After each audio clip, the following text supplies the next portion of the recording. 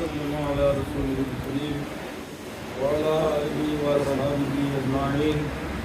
أما بعد فقد قال الله عز شأنه في شأن نبيه الكريم: إن الله وملائكته يصلون على النبي يا أيها الذين آمنوا صلوا عليه وسلموا تسليما. صلى الله على سيدنا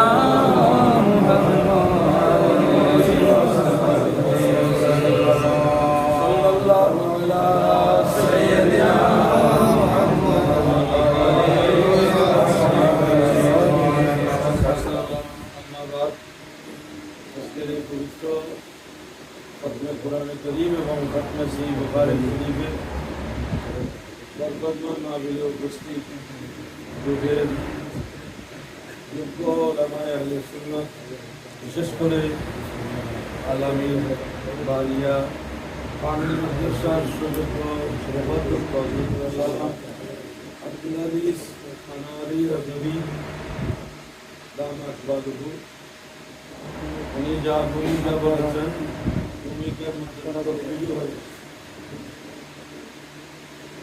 এরপর অনুরোধ করছেন বলে আমি দেখিয়েছি যে এই আয়োজন ইন্তজাম মানুষ একটা বিশ্বাস থেকে করে। যারা বিশ্বাস করে না এসব আয়োজনও করে না। এই বিশ্বাসকে আরবিতে বলে আকীদা।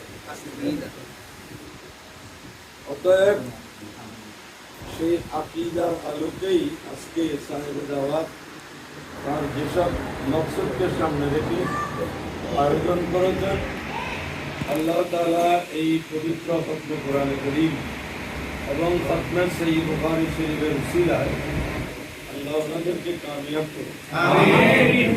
ওনাদেরকে আপন আপন মকসদের মধ্যে সফলতা দান করুন। আমিন।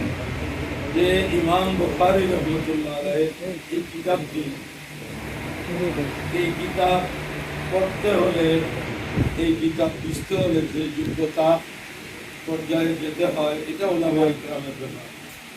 কিন্তু সেই কিতাবটি আজকে সাধারণ মুসলমানের ঘরে ঘরে তেলাওয়াত হচ্ছে। এটার কারণ হচ্ছে ইমাম বুখারী রাহমাতুল্লাহ আলাইহি কিতাবটা সম্পন্ন করে বলেছেন, আল্লাহ আমি তোমার কাছে আশা করি এই কিতাবে সমস্ত মুসলমানদের জন্য বরকত দান করো। আমিন। আলেমদের জন্য বলেন না, ওনার এই দোয়া কবুল হয়েছে। আজকে হাদিসের এই একটি মাত্র কিতাব মানুষের ঘরে ঘরে তেলাওয়াত হচ্ছে এবং এই কিতাবটি মানুষের ঈমান আকীদা পরিবর্তনের জন্য কত বড় শক্তিশালী একটা মাধ্যম। যে উনি বললেন ডাক্তার সাহেব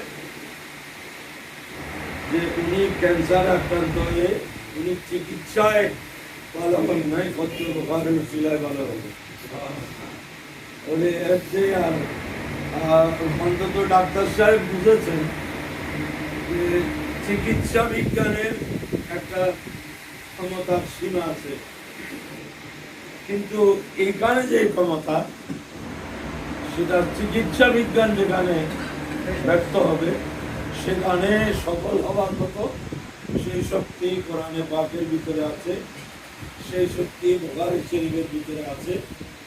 এটা যদি আমরা অনুশীলন করি, উপলব্ধি জানতে চাই, তো আমাদেরকে ওই পথেই চলতে হবে।